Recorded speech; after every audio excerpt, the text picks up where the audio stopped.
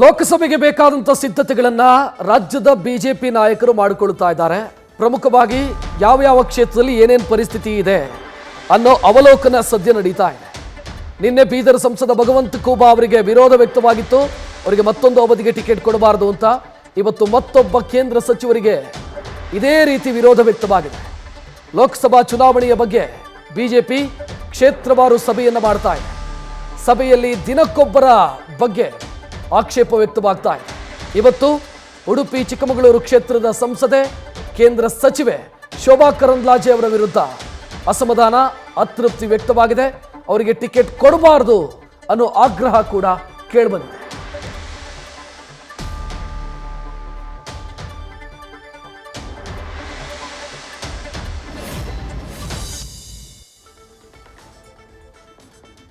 ಶೋಭಾ ಕರಂದ್ಲಾಜೆ ಅವರು ಉಡುಪಿ ಚಿಕ್ಕಮಗಳೂರು ಲೋಕಸಭಾ ಕ್ಷೇತ್ರದಿಂದ ಈ ಬಾರಿಯೂ ಕೂಡ ಟಿಕೆಟ್ನ ನಿರೀಕ್ಷೆಯಲ್ಲಿದ್ದಾರೆ. ಆದರೆ ಅವರಿಗೆ ಟಿಕೆಟ್ ಕೊಡಬಾರದು ಅಂತ ಇವತ್ತಿನ ಸಭೆಯಲ್ಲಿ ಕೆಲ ಸ್ಥಳೀಯ ನಾಯಕರು ಆಗ್ರಹಿಸಿದ್ದಾರೆ ಅನ್ನುವಂಥ ಡೀಟೇಲ್ ಲಭ್ಯ ಆಗ್ತಾ ಇರೋದು.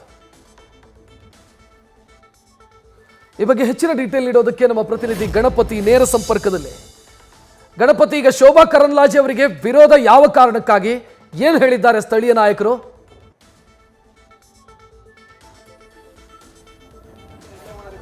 ರಕ್ಷತ್, ಖಂಡಿತ ಎಲ್ಲೋ ಒಂದು ಕಡೆ ಶೋಭಾ ಕರಂದ್ಲಾಜೆ ಅವರು ಇವತ್ತಿನ ಸಭೆಯಲ್ಲೂ ಕೂಡ ಗೈರಾಗಿದ್ದರು.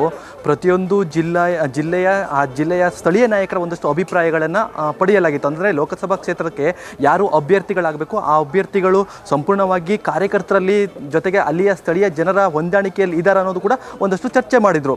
ಆದರೆ ಉಡುಪಿ ಹಾಗೂ ಚಿಕ್ಕಮಗಳೂರು ಲೋಕಸಭಾ ಕ್ಷೇತ್ರದಲ್ಲಿ ಎಲ್ಲೋ ಒಂದು ಕಡೆ ಶೋಭಾ ಕರಂದ್ಲಾಜೆ ಅವರ ಆಯ್ಕೆ ಜೊತೆಗೆ ಮತ್ತೊಮ್ಮೆ ಅವರು ಅಭ್ಯರ್ಥಿ ಆಗಬೇಕು ಅನ್ನೋದು ಕೂಡ ಸ್ಥಳೀಯ ನಾಯಕರ ಒಂದಷ್ಟು ವಿರೋಧ ಕೂಡ ಆಗಿರುವಂಥದ್ದು. ಕಾರಣ ಇಷ್ಟೇ, ಶೋಭಾ ಕರಂದ್ಲಾಜೆ ಅವರು ಚಿಕ್ಕಮಗಳೂರು ಮತ್ತು ಉಡುಪಿ ಕ್ಷೇತ್ರದಲ್ಲಿ ಯಾವತ್ತೂ ಕೂಡ ಹೆಚ್ಚಾಗಿ ಕಾಣಿಸ್ಕೊಂಡಿರಲಿಲ್ಲ. ಜೊತೆಗೆ ಕಾರ್ಯಕರ್ತರ ಜೊತೆಗೂ ಕೂಡ ಒಂದಷ್ಟು ನಿಕಟ ಸಂಪರ್ಕ ಕೂಡ ಇರಲಿಲ್ಲ.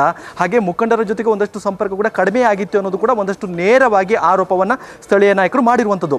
ಆದರೆ ಈ ಲೋಕಸಭಾ ಕ್ಷೇತ್ರದಲ್ಲಿ ಪ್ರಮುಖವಾಗಿ ಚರ್ಚೆ ಆಗಿರುವಂಥದ್ದು ಇಬ್ಬರ ನಾಯಕರ ಹೆಸರುಗಳು ಕೂಡ ಈಗಾಗಲೇ ಚರ್ಚೆ ಆಗ್ತಿರುವಂಥದ್ದು. ಮಾಜಿ ಸಚಿವರಾದಂತಹ ಸಿ ಟಿ ರವಿ ಅವರು ಇರ್ಬೋದು, ಹಾಗೆ ಪ್ರಮೋದ್ ಮಧ್ವರಾಜ್ ಅವರು ಇರ್ಬೋದು. ಈ ಇಬ್ಬರ ನಾಯಕರ ಹೆಸರು ಕೂಡ ಈ ಲೋಕಸಭಾ ಕ್ಷೇತ್ರಕ್ಕೆ ಕೇಳಿಬರ್ತಾ ಇದೆ. ಆದರೆ ಇಲ್ಲಿ ಪ್ರಮುಖವಾಗಿ ಗಮನಿಸೋದಾದರೆ, ಅಕಸ್ಮಾತ್ ಏನಾದರೂ ಕೂಡ ಟಿಕೆಟ್ ಕೊಟ್ಟಿದೆ ಆದಲ್ಲಿ ಶೋಭಾ ಕರಂದ್ಲಾಜೆ ಅವರಿಗೆ ಕೊಡಿ. ಅಕಸ್ಮಾತ್ ಏನಾದರೂ ಕೂಡ ಬದಲಾವಣೆ ಏನಾದರೂ ಮಾಡಿದೆ ಆದಲ್ಲಿ ಸಾಕಷ್ಟು ಆಕಾಂಕ್ಷಿಗಳಿದ್ದಾರೆ. ಯಾರಿಗೆ ಕೊಡ್ತಾರೆ ಅನ್ನೋದು ಕೂಡ ಸಾಕಷ್ಟು ಕುತೂಹಲ ಆಗಿರುವಂಥದ್ದು. ಎಲ್ಲೋ ಒಂದು ಕಡೆ ಪ್ರಮೋದ್ ಮಧ್ವರಾಜ್ ಅವರು ಕೂಡ ಆಕಾಂಕ್ಷಿಗಳಾಗಿದ್ದಾರೆ. ಸಿ ಟಿ ರವಿ ಅವರು ಕೂಡ ಎಲ್ಲೋ ಒಂದು ಕಡೆ ಅದೇ ಕ್ಷೇತ್ರದಿಂದ ಸ್ಪರ್ಧೆ ಮಾಡಲೇಬೇಕು ಅನ್ನೋದು ಕೂಡ ಒಂದಷ್ಟು ಚರ್ಚೆ ಆಗ್ತಿರುವಂಥದ್ದು. ಅದೇ ರೀತಿಯಾಗಿ ಮಾಜಿ ಸಚಿವರಾದಂತಹ ಜೀವರಾಜ್ ಅವರು ಕೂಡ, ಅಂದರೆ ಅವರು ಕೂಡ ಎಲ್ಲೋ ಒಂದು ಕಡೆ ಪ್ರಬಲ ಅಭ್ಯರ್ಥಿಗಳು, ಅಂದರೆ ಕಾಂಗ್ರೆಸ್ನಿಂದ ಪ್ರಬಲ ಅಭ್ಯರ್ಥಿಗಳು ನಿಲ್ಲುವಂಥ ಸಾಧ್ಯತೆಗಳು ಹೆಚ್ಚಾಗಿದೆ. ಜಯಪ್ರಕಾಶ್ ಹೆಗಡೆ ಅವರು ನಿಲ್ಲುವಂಥ ಸಾಧ್ಯತೆಗಳು ಹೆಚ್ಚಾಗಿದೆ. ಈ ನಿಟ್ಟಿನಲ್ಲಿ BJPಯ ಪ್ರಬಲ ಅಭ್ಯರ್ಥಿಗಳನ್ನು ಆ ಕ್ಷೇತ್ರದಿಂದ ಕಣಕ್ಕಿಳಿಸಿದ್ರೆ ಮಾತ್ರ ನಾವು ಆ ಕ್ಷೇತ್ರವನ್ನು ಗೆದ್ದುಕೊಳ್ಳಕ್ಕೆ ಸಾಧ್ಯ ಆಗಿರುತ್ತೆ. ಹೀಗಾಗಿ ಮುಂದಿನ ದಿನಗಳಲ್ಲಿ ಆ ಅಭ್ಯರ್ಥಿಗಳು ಪ್ರಬಲ ಅಭ್ಯರ್ಥಿಗಳಾಗಿರಬೇಕು. ಜೊತೆಗೆ ಎಲ್ಲೊಂದು ಕಡೆ ಶೋಭಾ ಕರಂದ್ಲಾಜೆ ಅವರ ಆಯ್ಕೆ ಕೂಡ ಎಲ್ಲೊಂದು ಕಡೆ ಅಸಮಾಧಾನ ಜೊತೆಗೆ ಹಿಂದೇಟು ಕೂಡ ಆಗ್ತಿರುವಂಥದ್ದು. ನಿನ್ನೆಯ ಸಭೆಯಲ್ಲೂ ಕೂಡ ಬೀದರ್ ಲೋಕಸಭಾ ಕ್ಷೇತ್ರದಲ್ಲಿ ಭಗವಂತ ಖೂಬಾ ಅವರ ಒಂದಷ್ಟು ಆಯ್ಕೆಗೆ ಸ್ಥಳೀಯ ನಾಯಕರ ವಿರೋಧ ಕೂಡ ವ್ಯಕ್ತಪಡಿಸಿದ್ರು.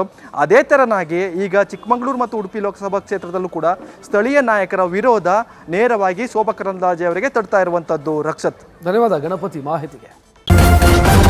ನ್ಯೂಸ್ ಫಸ್ಟ್, ನಿರ್ಭೀತಿಯಿಂದ ನಿಮ್ಮ ಪರವಾಗಿ.